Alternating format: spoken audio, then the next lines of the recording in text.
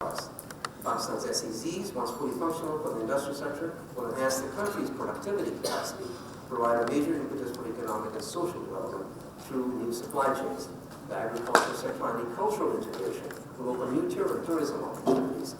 Given this backdrop, what I have outlined in terms of global economic uncertainty, with DRI providing us measures to cushion fragile economies from exogenous shocks that I mentioned. This past April, I was to speak and moderate a panel of second bankers roundtable on the sidelines of President Xi Jinping's DRI forum in Beijing, where I highlighted in some countries is focused through banks. Countries in SAMICA need to develop an alternative avenue to intermediation. Here's a throwback to Finance 101 for those. There are four basic options to borrow. One is from retained earnings, one is from their debt markets, equity markets, spare tire. Quote, spare tire in the words of Alan Greenspan. The lack of developed bonds slapped from the banking sector, acting their own private debt markets, and can play and ensure the flow of credit to the real sector. One of the reasons the recovery in the United States was better than in the EU was due to the better developed private bond markets. So the development, issuance, and usage of the BRI interbank regular bonds, called BRBR bonds, I will call them. Proceeds of which are applied by the issuer to finance eligible green. The BR mechanism has 85 members. By the end of 2018, ICBC and member countries have jointly financed over 50 BRI projects, total exceeding 44 billion. BR bonds enable both lenders under or about under an IMF program.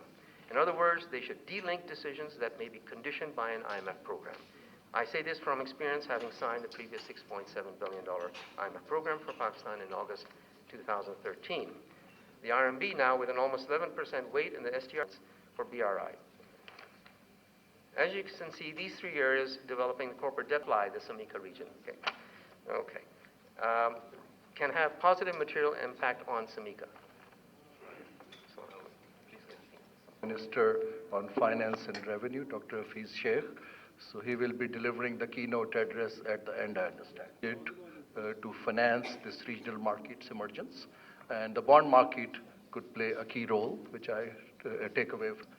Or do we really need an additional one just to focus on this market? Because my take is that the AI and basically reviving, connectivity and crafting, growing regional market.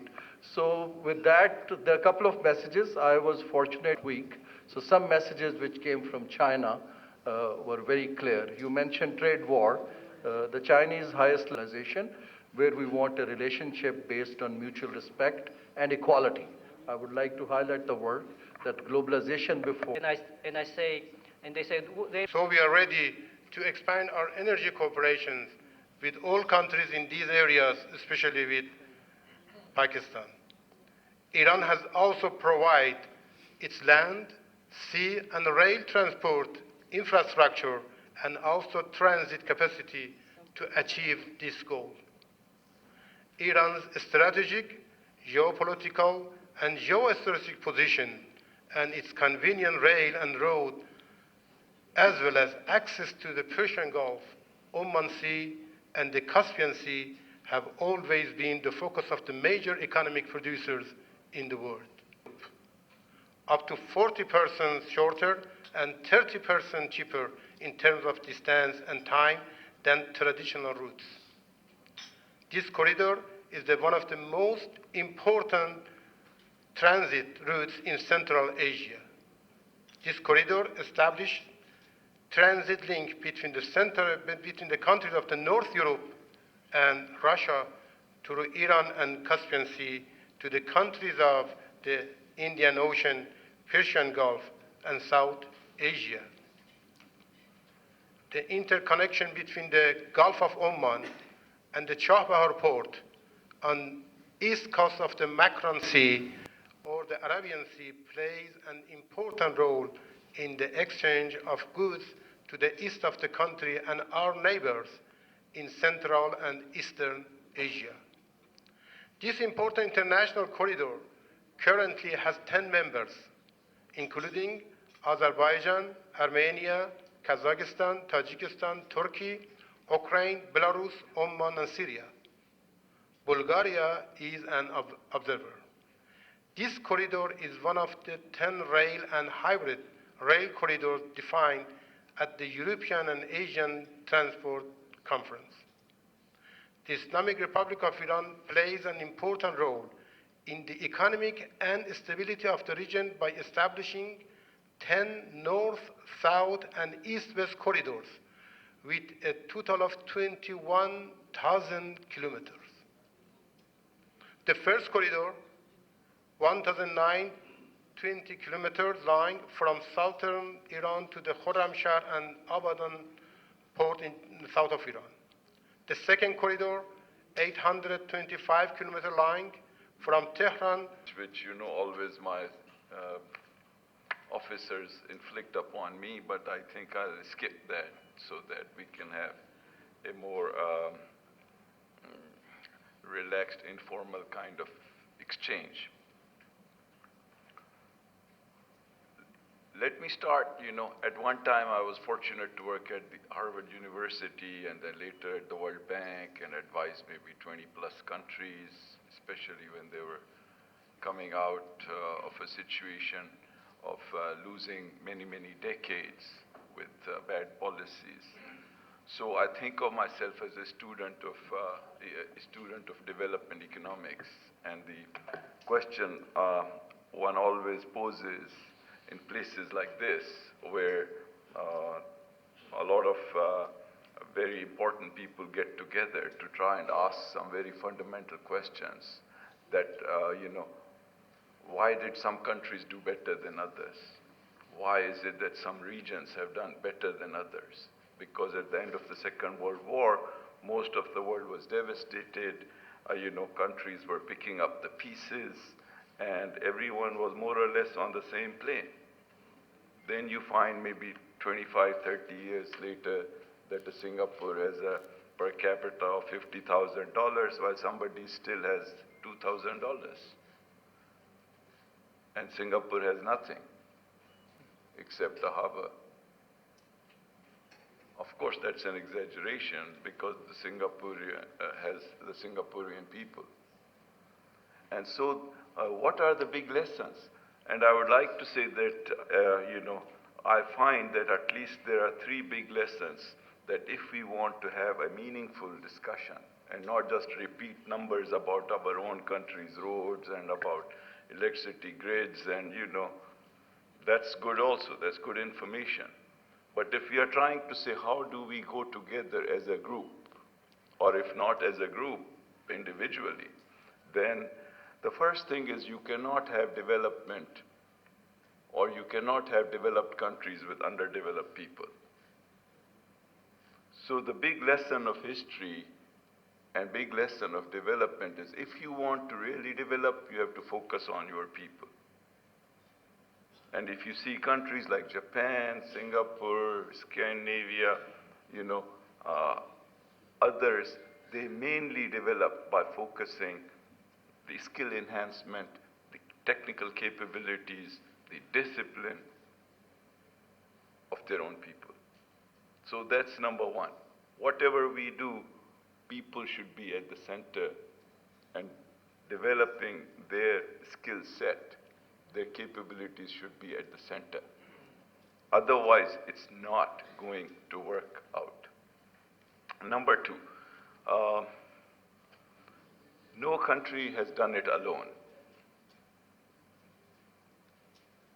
The only way to really develop and bring prosperity to our people is to find a way to sell our products to others and to ensure that others partner with us. This is the big lesson of development. Nobody in the history of the world has actually brought prosperity to their people by not partnering with the rest of the world, most importantly, with their neighbors. And I think if Premier Deng Xiaoping will be considered the greatest leader of the 20th century, it is because he understood this lesson. And as a result, he brought out 700 million people out of poverty. But he could do it only because he realized that the model has got to change. So this is very important because in a way we are assembled here, and I think we have an opportunity to try and find ways how to actually do business. And a corollary of this is the third lesson I want to share with you, is that the only way to develop and bring prosperity is if you allow your private sector people to perform.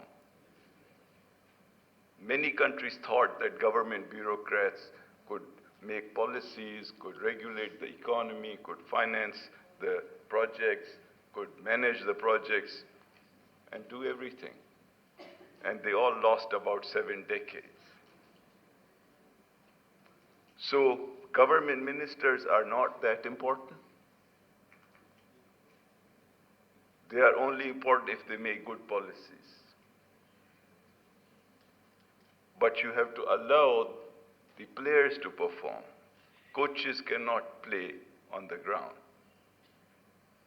The managers and the coaches have a role, but really for the match to proceed, for the players to show up, for the evening to be exciting, you have to get the players. And I think a missing ingredient in many of the conversations is that these managers and coaches in their fancy suits and ties and, speeches written by their subordinates make all this talk, and then they disappear, nothing happens.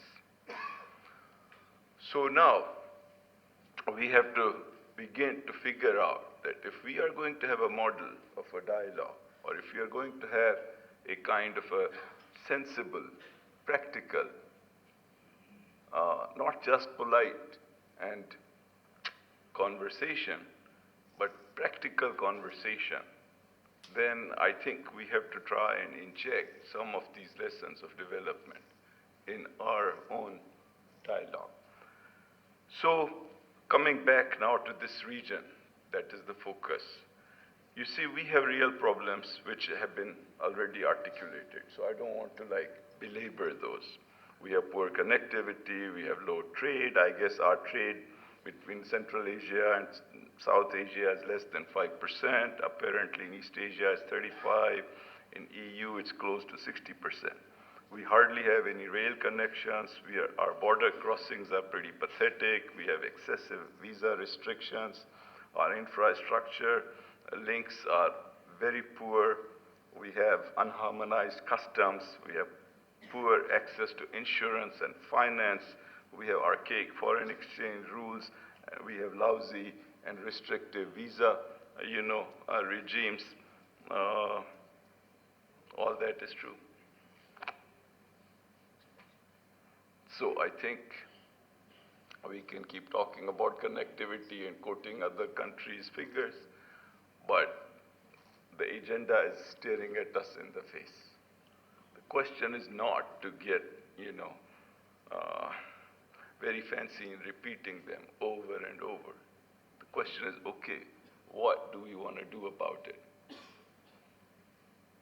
And I think if we zero in on that, in my, humble opinion, the time will be best spent. Now, we can have a Schengen-type visa. Why not? Why aren't we doing that? Maybe that's the starting point. If our people don't know each other, I'm sure that there are many countries' representatives whose people don't know each other at all. 15 years back, I was Minister for Investment of this country. And I said, okay, who are some of the great friends of Pakistan? And I thought, okay, maybe people think China is, maybe Turkey is, Saudi Arabia is. And then I realized that our people hardly interact with anybody from these countries. That's 15 years back. I don't know anybody who goes to Turkey. I don't know anybody who goes to Saudi Arabia other than for religious reason. And I didn't know anybody who went to China 15 years back. And the same was true of the other side. So all that used to happen is our leaders used to meet and, have big flags in front of them and make great speeches and then disappear. And of course, a lot of MOUs were signed. So we have to figure out that apart from business, we have to ensure that there is real contact. There's human contact. And I would also encourage you to not just spend your time in this arena, but get out. And please go spend some money also. We need it. Okay. So now, as I said, number one, learn from relevant international experience. Stay focused on the things that matter. 3, don't spend too much time talking about the problems, but zero in on the solutions. Money is available. That's the third point I want to make. There is so much money chasing so few projects. The Asia Infrastructure Bank alone has $100 billion. The World Bank, the Asian Development Bank, Islamic Development Bank, they are very, very tiny. They all are very tiny compared to the hundreds of billions of dollars that the private sector has.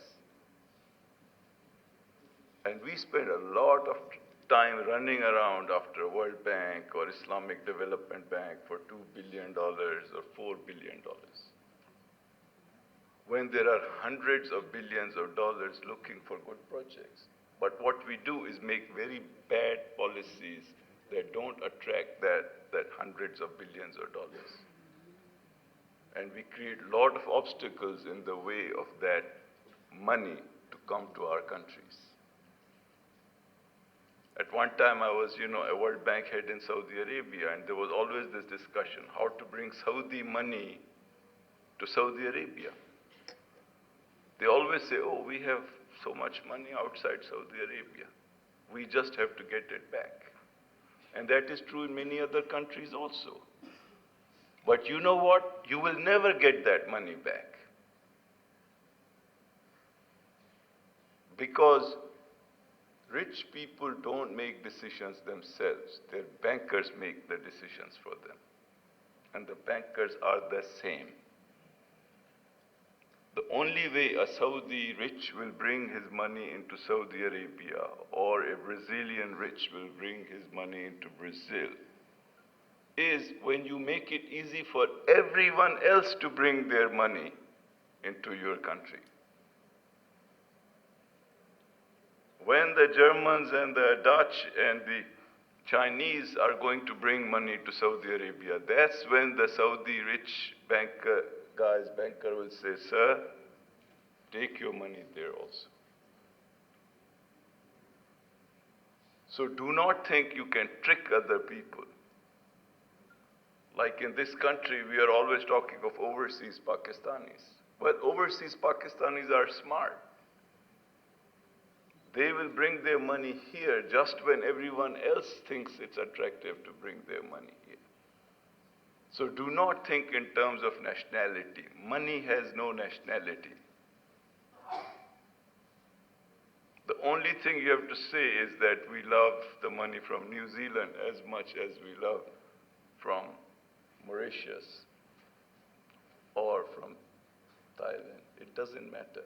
Or Iran, of course. So what's important is therefore to set the policy regime in such a way that it becomes attractive for everyone looking for an opportunity.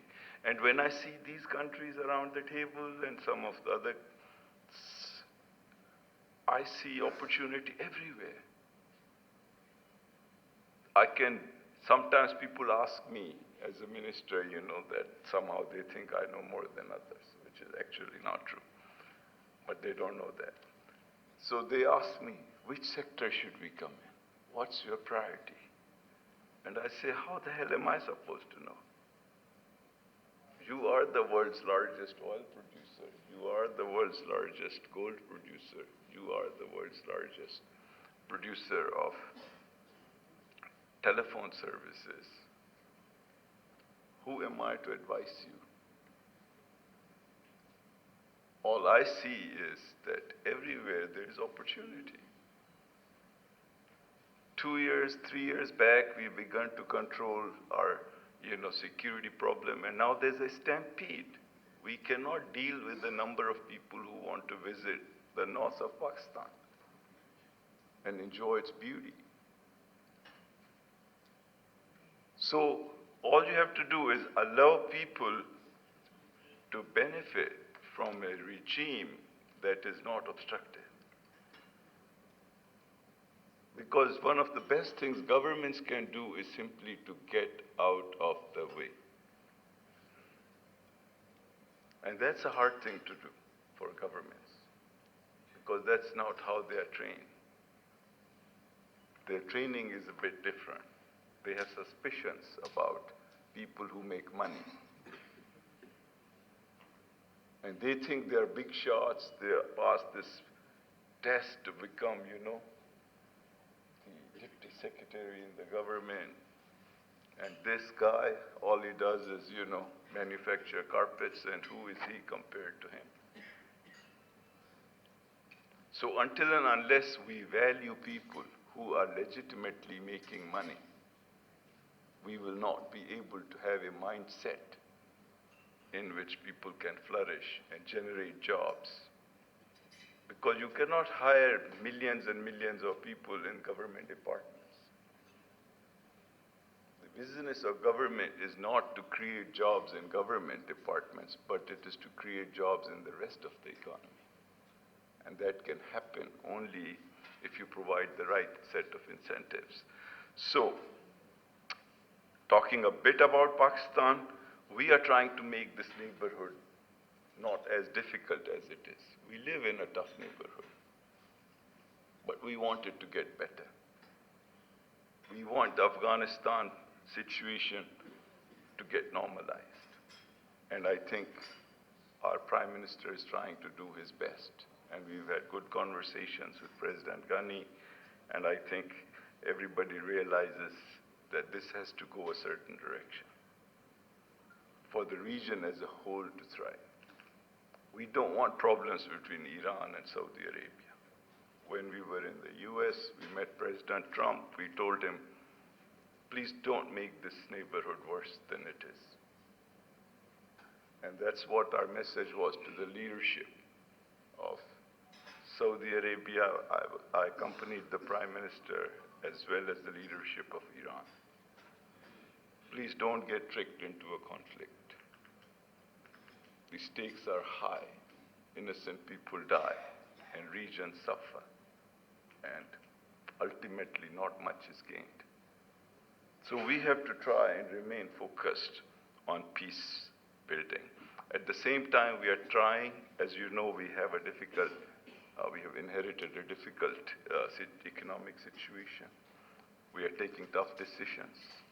We brought down the current account deficit by over 40%. We have got a positive primary balance for the first time. Our fiscal deficit is less than half it was in the first 4 months of this year compared to last year.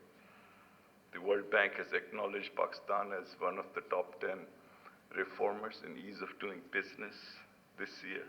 Our portfolio investment from the rest of the world is rising. We have achieved energy self-sufficiency. We are having a very open visa policy, and countries that are represented here will get visas on arrival. We have the Turkmen border working 24 hours. We are having currency swaps with countries like China. We are trying to have the CASA 1000 with Tajikistan and Kyrgyzstan. We are having the 7.5 billion TAPI project pipeline. So our goal is, and we have a very liberal foreign investment regime. We have no restrictions. You can participate by as much equity as you want. You can have as much share as you want in any industry you want. You don't have the requirement of having a local partner. don't have to be constrained in any way. So it's a liberal foreign investment regime as well. And we are giving a lot of incentives for our exporters.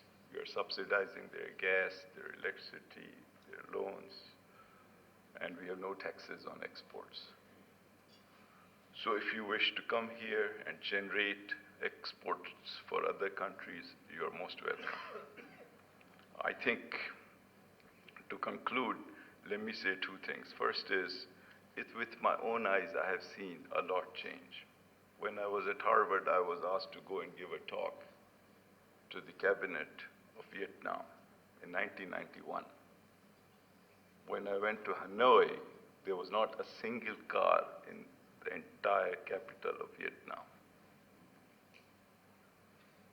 There wasn't a single hotel. The metropole was just getting, painted and renovated. And now you can see, if you go there, how much has happened and where they were and where they have come. At the same time, I want to say that, the Greek philosopher Thucydides said a long time back that a dangerous time in the world is when one superpower is perhaps declining and another power, emerging power, is beginning to challenge it. And that is a period fraught with tension and with threat. And it's very important that both the current superpower and emerging superpower keep their emotions in check, keep the partisanship to dominate in check, because the world does not need a conflict of such a scale. So balance, wisdom, a desire to see the world as a whole, as a place of shared humanity, is critical. And as far as Pakistan is concerned, the CPEC is an opportunity that Pakistan should not miss. Pakistan sometimes has never missed an opportunity to miss an opportunity. This time they must not do it. But CPEC, the promise of CPEC can only be fulfilled if it is not confined only to China and Pakistan. The CPEC can either be a transaction or it can be a transformation. For it to be a transformation, it must be China plus. And other countries have to be welcome to participate in this great transition. And I think if we stay wise and if we recognize the strength of our relationship with China, but also welcome others to participate, the promise will be fulfilled. I just want to make 2 or 3 suggestions for the future. I think this is a great event. A lot of relevant people have been brought in to talk about a subject that's both critical and timely. What is needed is we inject, apart from excellence, we inject relevance. It's very important that we focus on the real things that matter. My thought would be having long-winded speeches by very distinguished people who, are of course very important in their countries, doesn't further the dialogue that much. I would like it to be more of a dialogue than a set of long speeches followed by very tiny discussion. And second, I know Mr. Harun Sharif, he's a great guy and so on, but perhaps we can dispense with moderators. Everybody knows everybody, just go on and save that time. This is not a comment on him. He's, of course, done an excellent job, but I'm saying as a general rule, we don't have to have after every speech the moderator saying what the other guy said. Similarly, I think we have to say, okay, how is the success of this dialogue to be judged? What exactly are we aiming for? tidbits of information about some countries or some, valuable facts and figures? Or is there an operational content to it? Maybe there isn't. I don't know. Maybe you just want to talk about everything and, become better informed. My own ambition would be to go a bit further and say, let's zero in on some operational steps and then have a system to come back 3 months later, 6 months later, to know exactly what happened to those aspirations, those operational semi-decisions. So these are my humble thoughts, and once again, I'm grateful for getting the opportunity and feel honored to have had the opportunity to speak to you.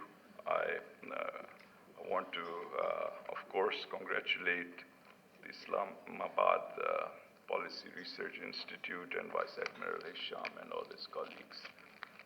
Thank you very much. Thank you very much, Dr. Sheikh. Some of the key messages which I noted for discussion, the focus on human development, very rightly there, the partnerships with... The planning minister is to speak after the cutting out the Q&A. So we can do that because we changed it because your speech was first, so we took it, but let me ask, so maybe you can close down after the Q&A so we can take some questions. Simply asked him, sir, why aren't we seeing the Chinese speed on CPEC projects in Pakistan? And his answer was very simple. He said, how can we show you the Chinese speed when you have such a complex system that we talk to your Federal Ministry of Planning, and then somebody starts jumping in Baluchistan's provincial government, and we try and quieten him down, then somebody starts jumping in Gwadar's GDA, Gwadar Development Authority or something. Somebody keeps our file for 4 months, some chief secretary in Baluchistan. So where are we heading, sir? Is PTI government going to do something about these bottlenecks? Because in China, Mr. Sheikh mentioned about Deng Xiaoping's miracle. The Chinese Communist Party, when it decides to do something, it happens. And they make things happen. But whereas in Pakistan, Chinese people, in off-the-cuff remarks as well, they talk to us and they say nothing happens. We talk to your federal government, but then the provincials and others start jumping. Noted. Thank you very much. Let's take these 3 questions. And the second round, I would encourage our international participants to ask some questions. So number 1, I think the question from Dr. Manzoor to Dr. Sheikh, very clear that we talk about these things, but do we really mean it? And what are we doing about it? So I think I can quickly agree with Dr. Manzoor. Pakistan has not done a very great job of focusing upon its people. And I think we have paid a price for it. I did not mention those 3 lessons to highlight that Pakistan is such a great achiever on those 3 things. And I don't think in a way that this is a meeting about Pakistanis asking other Pakistanis what's going on in Pakistan. And that's part of our problem. We are so focused on ourselves, we forget that there is the rest of the world out there with whom we need to do business.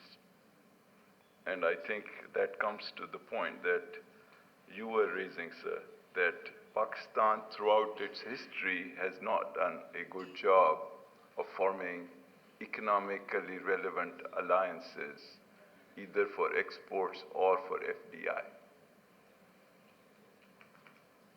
But it can be altered, it can be changed, because that's what we know so many other people did, whom at one point you did not think were such great success stories.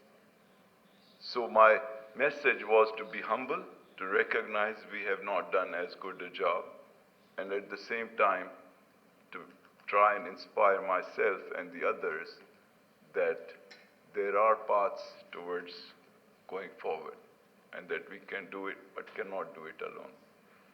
About the whole business of, certain things happening better in certain countries than others, yes, we have to learn from the institutional arrangements that others have put.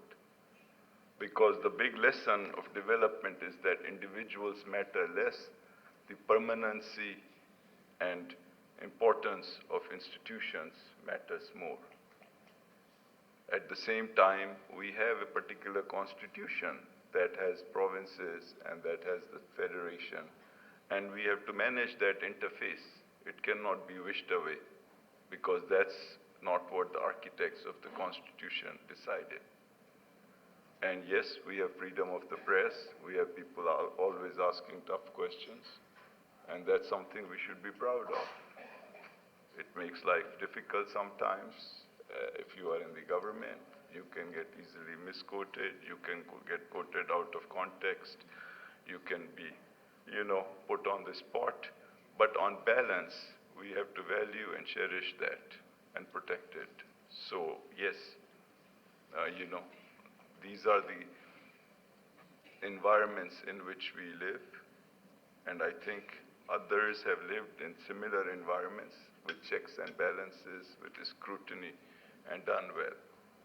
And we will have to try to do the same. Thank you. Thank you very much. So question to our Iranian friend, that all this infrastructure, how do you signal the security? Once Iran and Iraq announced the visa for 1 week, more than 3 million Iranians went to Iraq and returned back. Only one day, 2,000 trucks crossed the borders. They went and returned back. Not happened. Unfortunately, many problems in our region belong not our region countries, comes from outside. We should be careful and try. Which you have highlighted today would have been addressed. All I want to say is that the CPAC trajectory is perhaps a little more focused, pronounced, and we had a very comprehensive and a successful conclusion of that meeting. And we better be mindful, Pakistan is a plural society. We have a democratic dispensation, it's a federation, and a fairly vibrant free media. So sometimes it becomes a bit noisy, but in this JCC, all the provinces were there, and a lot of movement has taken place on Gwadar in terms of its power generation, its master plan, its airport, its free trade zone taking off. But I don't want to go into much detail on CPAC and especially on Gwadar. If you need a separate session, I would be more willing to take you through. Let's take another set of 3 to 4 questions, and preferably from people who have traveled to Pakistan.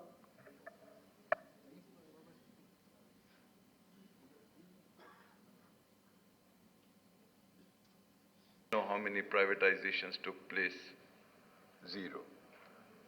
So, of course, it's a bit of a struggle now to get started again, and that's what we are doing. We have added 2 large electricity plants. We are adding some electricity distribution companies, some insurance companies, some residual banks. So that's going to be a very important part of the agenda. Why? Because the domestic productivity of the economy can only increase if new efficiencies are generated and new private sector capital flows into that.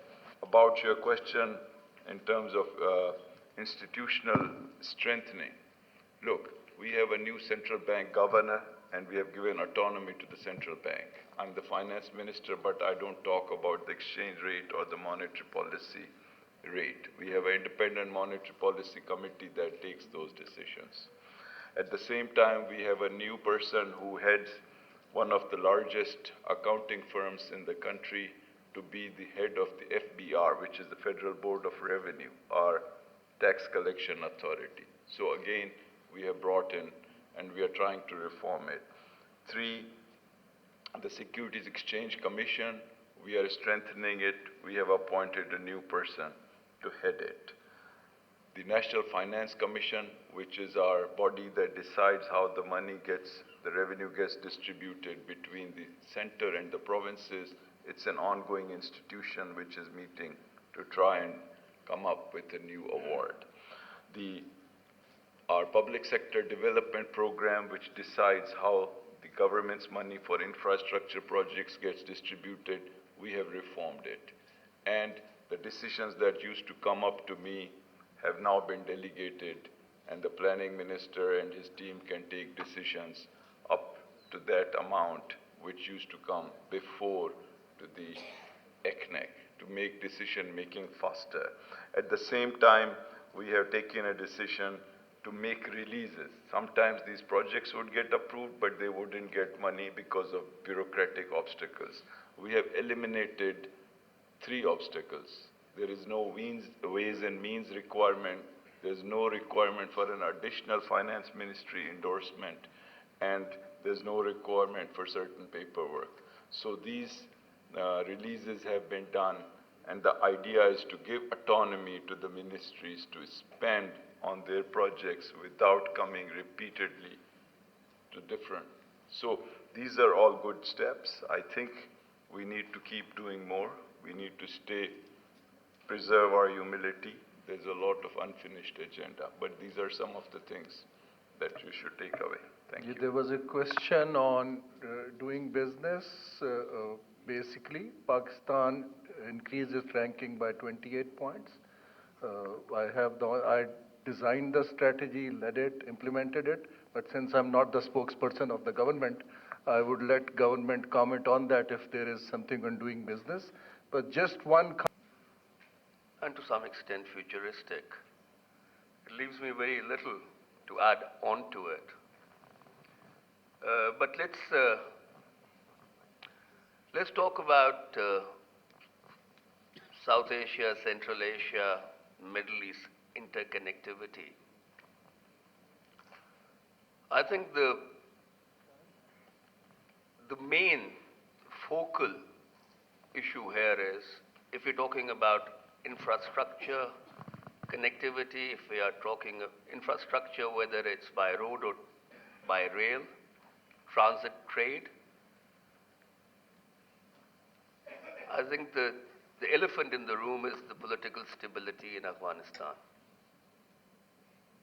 Because, however, and I'm still very hopeful that almost 18 years of armed conflict in Afghanistan, finally a dialogue process has started. We might have had 7, 8 rounds, but let's be hopeful about it. And in that very hopeful spirit, Pakistan has recently committed around $400 million with the help of World Bank to create a corridor, a transit corridor from Torkham to Dushanbe, going via Afghanistan. And we are looking at a very ambitious $5 billion project sponsored by Uzbekistan, Kyrgyzstan, Kazakhstan, and the World Bank is favorably inclined towards is the railway connectivity from Jalalabad onto Peshawar. And then recently in CPAC, 9th JCC, we have made a lot of headway in terms of upgrading our railway structures for cargo and passenger traffic from Peshawar all the way to Karachi. Why I focus on railway? Because in this very audience, Mr. Durrani is sitting here. He and I went to Almaty in 2004. I was in the Foreign Office then as Minister of State for a SICA conference. And we operationalized a quadrilateral transit agreement. And there's apparently a truck which sets off somewhere and takes like 6 to 7 days to get to our coastal areas. But what Mr. Harun Sharif has been saying, and I have seen his interjections which were very pragmatic, we have to analyze the transportation cost vis-a-vis the expenditure incurred on upgradation of road infrastructure. somehow this whole interregional connectivity,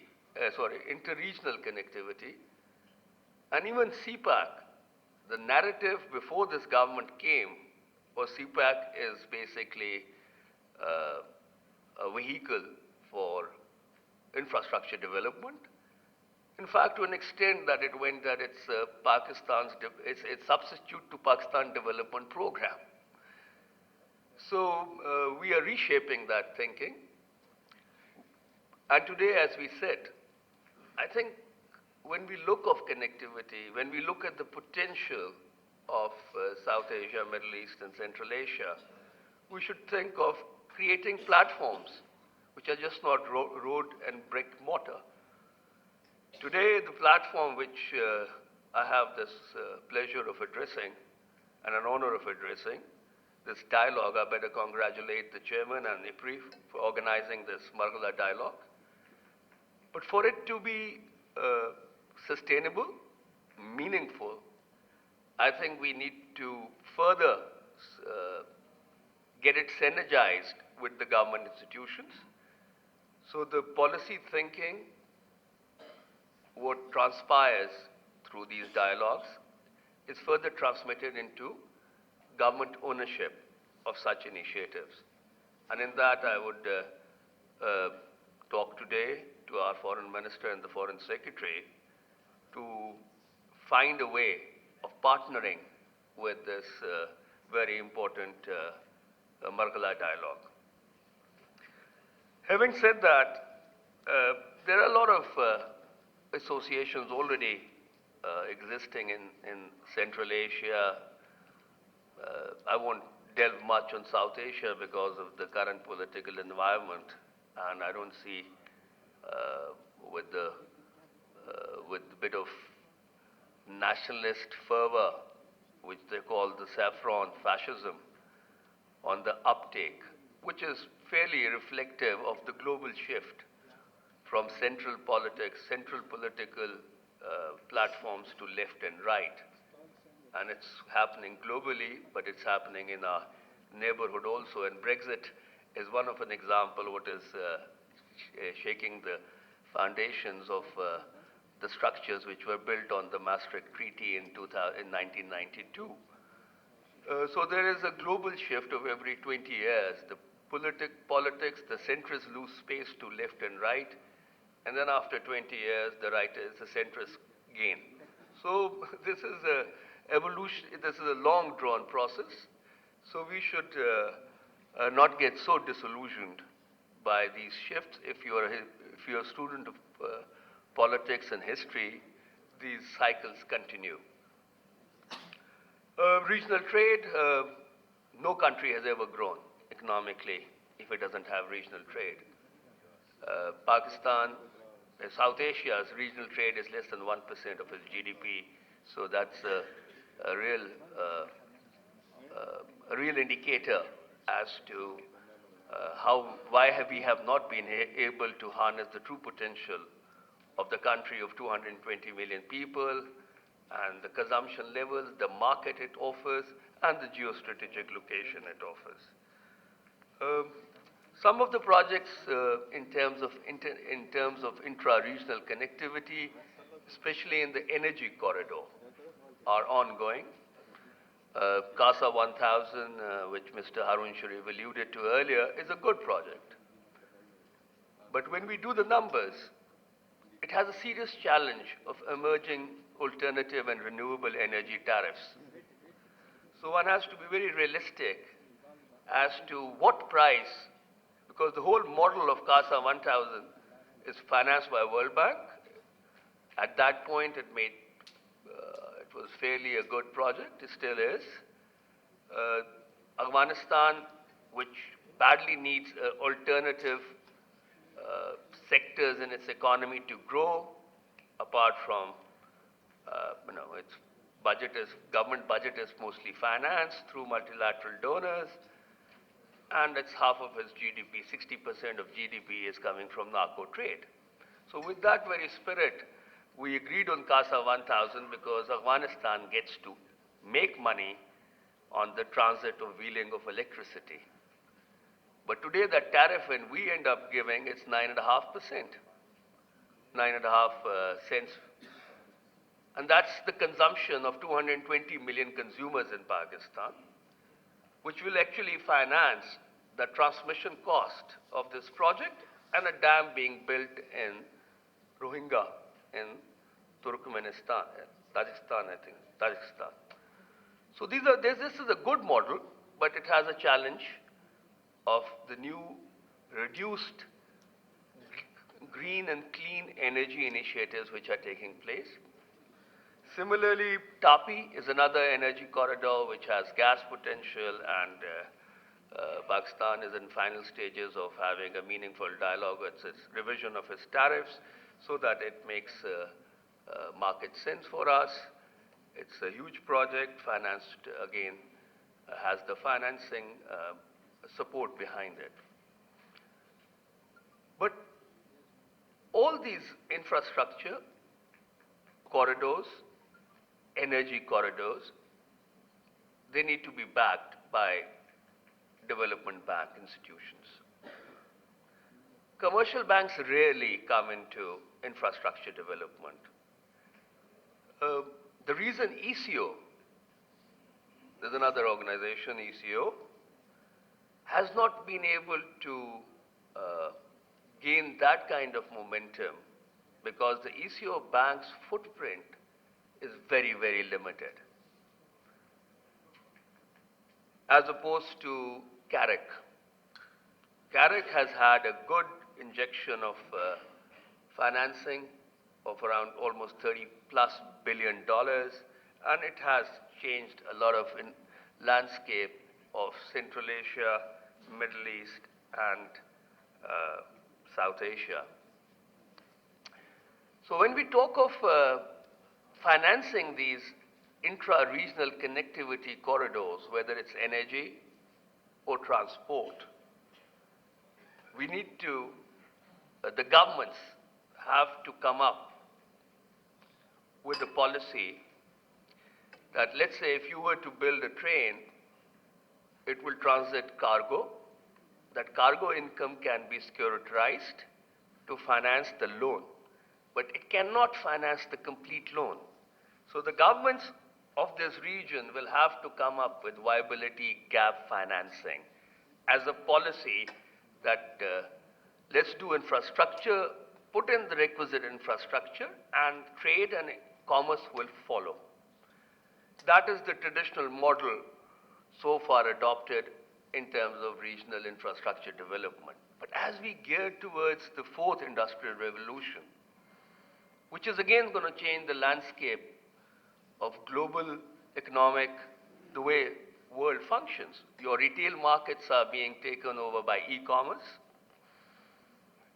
Your digital economy is taking a larger share. And the governments who can see the horizon, the developed economies are heavily investing in their R&D. Today, my friend, the ambassador from China, I think the numbers which he can correct me if I'm wrong, China's development R&D budget for this year is around $350 billion. And the leaders in R&D technology has been led by US, and still US has a huge advantage in terms of the gap with rest of the competitive economies when it comes to high tech and the new fourth, gearing up for the new fourth industrial revolution.